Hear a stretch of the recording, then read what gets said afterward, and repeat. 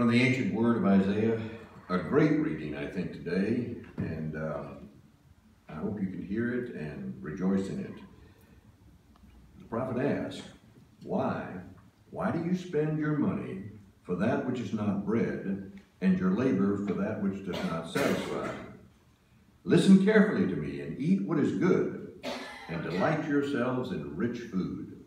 Delight yourselves in rich food. So some cardiologists at a medical school in Athens did a study to determine, is chocolate good for you or is it not? Well, we all know chocolate is really good for you. And their study concluded that. Not only does it release those happy chemicals that we call serotonin in the brain, but it triggers the walls of the blood vessels in your cellular self that assist in the flexibility and the ability to control clots. Eat chocolate, it's good. And the good news about chocolate and the heart that's been known now by medical researchers has been known for centuries by lovers and by other folks. Everybody, don't they, recognizes that chocolate is good, except for perhaps the granola Nazis out there or the sugar paranoids. And yet, here's the deal. If you read the nutritional label on any bar of chocolate, from a Hershey's to a Godiva, you're not going to find a word about the good that it can do for you.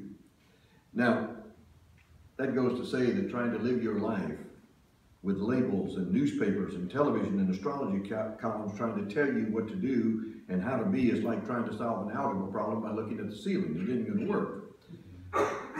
Chocolate just makes you feel good. And pleasure can't be measured by laboratory instruments, nor is happiness considered a function of healthy nutrition.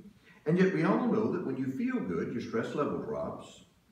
And when your stress level drops, that's one of the greatest contributors to good health, to the stopping of heart disease or cancer or high blood pressure or stroke and practically everything else that ails the human race. So here's the thing. Why is it that enjoyment and delight are not considered an integral part of every good nutrition program? What I'm saying is, why don't the labels have a recommended daily pleasure quotient included on them? I think it would help us. Why do we place little or no value on all the goofy things that simply make us feel good? Why? The late educator Marshall McLuhan, in a highly acclaimed book called Understanding Media, awakened teachers throughout the world with his proposition that the medium is the message. What he was saying is that the way something is presented carries far more weight and is remembered longer than the actual content. McLuhan went on to say that the shape and the color of a room can make a difference in how people receive things. The temperature, the smell, the acoustics, the carpet, the humidity, all these elements play into our consciousness far more deeply than the content of whatever program it is that we are being presented in that room.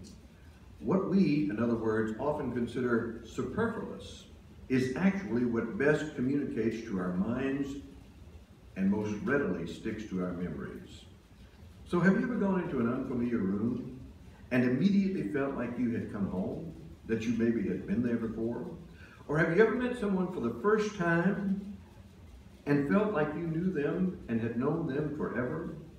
Those sensations are less about rational thought and more about subconscious sensation, less about what we're thinking than what we're sensing. In other words, what we call the superfluous may well be the most significant parts of our lives. And all of that is to come to this. It's to say that things like smiles and kind words and gentle touches are very important. It speaks to the importance of paying attention to how we walk, how we talk, how we listen, how we fidget, how we rush, how we laugh, how we weep. These things have so much more in them than we have words to describe them with, or what we believe, or what church we go to. These things are the important things. It reminds us, once again, of what lovers always know: little things mean a lot. So, here's my advice. Savor the superfluous. Why do you spend your money on that food which does not satisfy? Asked the prophet. Step outside, feel a little sun on your face. Hug someone, get hugged back like we do here, just for the heck of it. Make it a point to laugh out loud more often. Go to a sappy movie. Compliment someone on their socks. Call a friend just to tell them a joke. Paint your toenails, smile at strangers. Buy your next bottle of shampoo based on just how it smells, not on what it's going to do for all the dandruff you've got. And for God's sakes, and for the sake of your heart, eat more chocolate. Why do you spend money for that which is not bread, and labor for that which does not satisfy? Listen carefully, says Isaiah, to what I say. So we exercise our bodies, we exercise our minds, we exercise our dogs, and we exercise our duty. We exercise our dogs to do their duty. We exercise our right to vote and our roles as parents. We do piano exercises and religious exercises, legal exercises, vocational exercises, balancing exercises, reading exercises, vocal exercises, cardio exercises. Chickens may do peckercisers. Ducks might do quackercisers. Bathing suit models certainly do waxercisers. But how do we exercise our souls? Or at least consciously exercise and stretch our souls? Every now and then some guru blows into town offering a workshop for the soul. And we sit and we listen for a couple of days and it helps. Or maybe we do our every now and then when there's nothing else to do and we just broke up with that idiot who cares anyway, not to mention that we're out of milk, meditation. Maybe we do that kind of thing. Or we drag our late partying, bleary-eyed selves out of bed on a Sunday morning and show up in church to mumble through a few prayers and hymns. But as a general rule, all of us, I think, have to admit, soul stretchers, we're not so good at that. But here's the good news. Soul stretching goes on without weekend workshops, without meditations, without religion, even without thinking. Your soul can stretch and flex without your conscious mind being even remotely aware of it, or even planning for it to happen. Say one day you're out walking in the woods, just walking in the woods, and there are monkey thoughts that are swirling and swinging through your mind. What are you going to get your mother for her birthday? How are you going to pay off Visa? Thinking about your strange neighbor and why he acts like that, those kinds of things. And as you walk, you turn a turn in the trail and suddenly stop in your tracks. You freeze. For there in front of you, just 20 or 30 yards away, stands the most beautiful deer that you've ever seen. A doe, sleek and alert, vibrantly alive. And the doe lifts her head and looks at you, but moves not a muscle. And for a nanosecond, or maybe it's a millennium, you don't know, the two of you are caught utterly in each other's full attention for that ineffable bit of time out of time. You and the deer exist as one in the universe, and your soul stretches. Your breath stops. Way out beyond your body, that soul stretches. Out beyond the moon and the stars, your soul stretches. Beyond every rational thought that was ever thought, it stretches. And then somewhere in the woods, a twig snaps, and the deer turns and is gone instantly. Your breathing resumes and your walk continues. Now, you cannot program encounters like that, can you? You can't dial up sunrises or mystical dreams or passionate loving or other soul-stretching exercises. So how do you consciously stretch your soul? Listen to Isaiah. Buy that which delights. Do labor which is good. You do what your soul does best and loves the most. You offer that which feeds and nurtures and massages your soul. You practice the very thing that brings your soul into being. Where are you going? What do you do? Asked the fat guy on the airplane. Isaiah said, why do you spend your money on that which does not satisfy? I once had a woman come see me. She was so distressed. She had all kinds of problems, or thought she did in her life, and I suppose that she did. She sat in my office and tears flowed, and through her sobs she said something that touched my heart and made it want to break. She said, I think God has put me on this earth to suffer. I think God has put me on this earth to suffer. That ain't so, folks, and I hope you never believe that. As a holy type, I often get people coming to me asking holy questions. And one of the questions that they ask is, what is God's will for me? Now, I've got an answer for that. I didn't have an answer for a long time, but I've got the answer. I believe this with all of my soul. What is God's will for you? What is God's will for me? It's simple. Stretch your soul. And how do we do that? Do the things that bring joy to your life. Do that which makes you happiest. Theologian Frederick Beuchner said it like this: where your deep joy meets the world's deep need is where you need to be. Creativity, that stretches our soul. It enlarges and expands it. It keeps your soul from shriveling and from dying. My hunch is that nobody has to tell Jude or Jerry, go sing a song or go play a piano. They do that because it's them, and it brings them deep and holy joy. What is the one thing that you want to do that perhaps you've never given yourself permission to do that could bring you deep and holy joy? We're in springtime. The buds have come. The flowers are blooming. It's a good time for soul stretching. The earth is alive. Spend some time looking at it, experiencing it. It's a time to dream. It's a time to feel the sap come back into your bones. It's a time to come alive. Maybe one of the most beautiful metaphors for being alive is the idea of dance. And it's ironic that in the scriptures, dance is always present when God is present, because in the presence of the holy, you can't do anything else but dance. And the irony is that in some quarters of the church, dance is regarded as a terrible sin, right? What's wrong with the church sometimes? Where does it fail to get it? Dancing.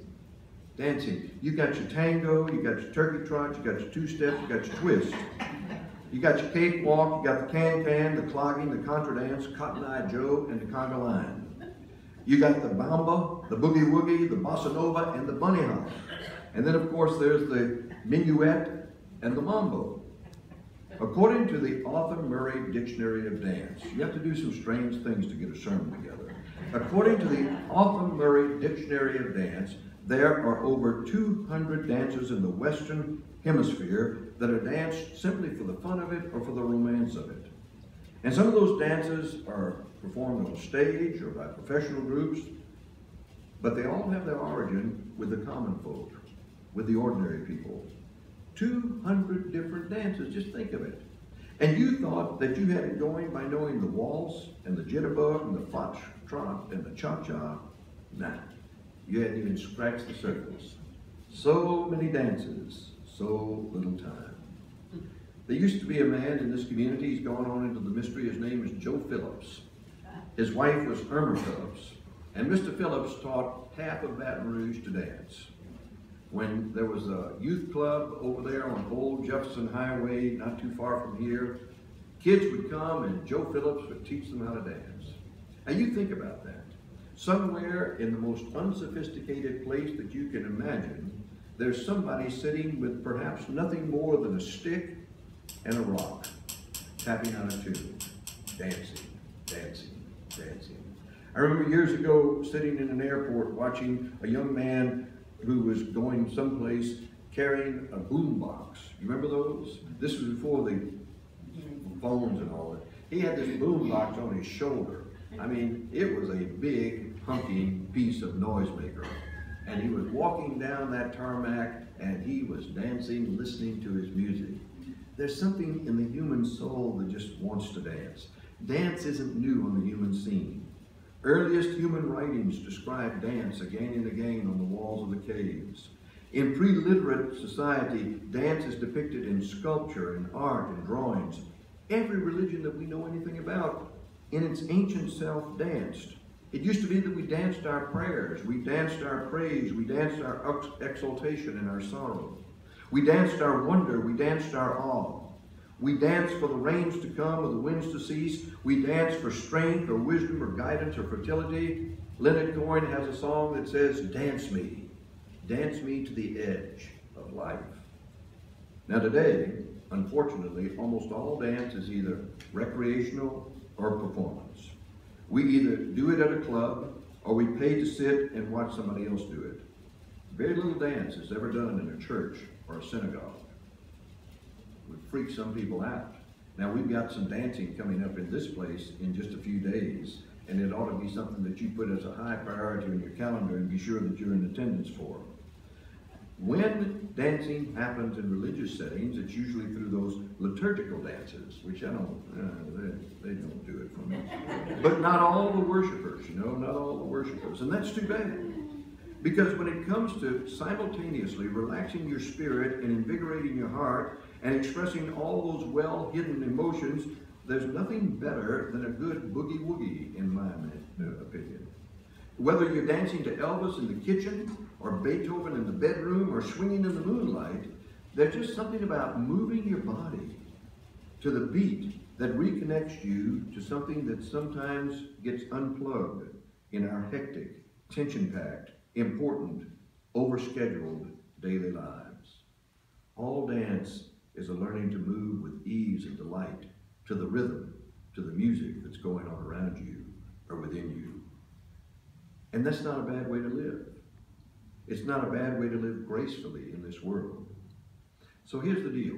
What if we learn to approach every event in our lives, the good and the bad, as if each circumstance were a call to dance? Not a jitterbug or a waltz, but a call for our mind and our heart and our spirit to circle up and to kind of move a bit with the rhythm of life. There would be some sad dances, no doubt about it. There'd be some ecstatic dances. There'd be some erotic dances. There'd be some contemplative dances. But how might it change the way that we live if we saw it all? The galaxies, the stars, the planets, the flowers, the earth rotation, the air currents, the seasons, the conflict, the peace, the lovemaking, the cooking, the career choices, the eating, the sleeping, the thinking, all of it. A holy dance. A dance in which we're all invited to participate. A dance in which the music of the spheres, the rhythm of the earth, the silence of your own soul, and the beat of your own heart lead the way. Why do you spend your money for food that does not satisfy? What does God most want? Your deep joy meeting the world's deep need. Okay, so you say, well, I'm not a dancer. You say your movements on the dance floor resemble a penguin trying to ride a bicycle and make that look graceful. But now keep this in mind. There is not a molecule in your body right now as you sit in this church. There's not a molecule of you that is not in constant movement. Every morsel of you is boogieing in a myriad of ways of life.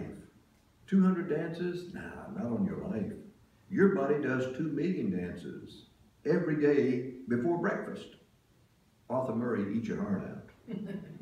Maybe Snoopy was right, that to dance is to live is to dance. And maybe we'd all live a lot more gracefully if we realized it's really all a dance. That there is a music in the spheres that is calling us to fit our lives into its rhythm. It's the music of joy and of goodness and of kindness and of gladness. It's the music that wants each of us to live this one incredible existence with as much passion and purpose as we could possibly ever imagine. A mentor of mine, I mentioned him before in this church, is a guy named Will Campbell. Will Campbell's gone on to glory now. He was a Baptist preacher, and he was something else, let me tell you. He was too Christian for any church. I used to call him a primitive Christian. And so every time he was a pastor, he got run out of town because he really took the words of Jesus with ultimate seriousness and thought we ought to try to live these things. At one time early in his career, Will Campbell was serving a little church up in North Louisiana in the community of Taylor. Just a little place, there's a little exit off I-20 if you go up towards Shreveport. And he didn't have a lot to do at the Taylor Baptist Church, so he drifted off down into Jonesboro, Louisiana, where somebody who is here knows something about. Went to Jonesboro, Louisiana, and sought out the mentorship of an older minister who was serving a larger church and thought it would be good to live with that minister as much as he could and learn from him. And so a friendship developed between Will and the older minister, and as the friendship developed, Will began to learn things about this man that so were somewhat shocking. This was a Baptist minister of the First Baptist Church of Jonesboro, Louisiana. When you get to that level in the Baptist circles, folks, you have gotten someplace, I'm telling you. That's just not slumming. That's up there in the high stocking district, the high rent district. You're there. Well, what we'll begin to learn about this fellow is that in public he was one person, in private he was another person. In private he smoked, and that was no for Baptist preachers. In private he drank whiskey. That was a real big no for Baptist preachers. In private he played cards, and he was known to curse. Everything a Baptist preacher should not be. So one day Will Campbell said they went bird hunting, looking for quail out in those piney woods of North Louisiana. And they walked and walked until they got tired, and then they sat down on a log to take a rest, and the preacher took out his cigarettes and started smoking. And they're sitting there, and the preacher, the older man, said to Will, he said, "Son, I guess you wonder why I'm a preacher." He said, "I know I don't act like one a lot of the times. I curse, I drink, I play cards, I talk bad about the people in the church. I guess you wonder, don't you?" And Will Campbell said, "Well, yes, sir, I have kind of wondered a little bit about that." To which the man responded with these words, "Because I was called, goddammit, because I was called." Pretty good stuff. You can read about that in a book called Brother to a Dragonfly, a kind of autobiographical story of Will Campbell. Because I was called. Because I was called. Goddammit. Because I was called. So what has God put in your heart and in your mind that you can't get away from? What makes you want to dance? What brings you deep joy? What nourishes your soul, exercises it so that it stretches larger than you could ever imagine? Don't spend your money for food that does not satisfy. Don't give your days to things that are not pleasant for you. Instead, be open to the possibilities that spirit that hovers over us all and lives within us all is calling you forth right now to do your magic, to dance your dance, to sing your song, to live that nutritious, healthy life of soul stretching that gives to the world the unique, beautiful, one-of-a-kind gift of you. Passion and purpose. Where are you going? To that question I respond, I haven't got a clue most of the time. My life has resembled a dog going from fire hydrant to fire hydrant, just tree to post to fire hydrant, just wandering here, going there. What do you do? What are you passionate about? It may seem strange to a lot of you, but this stuff I'm passionate about. Offering some word of hope, offering some expression of good news. I'm passionate about that. And I can't do anything else. Like Will Campbell's friend, I was called, doggone it. I was called. And so are we all. And so are we all. May God bless us in saying yes to that deep and divine call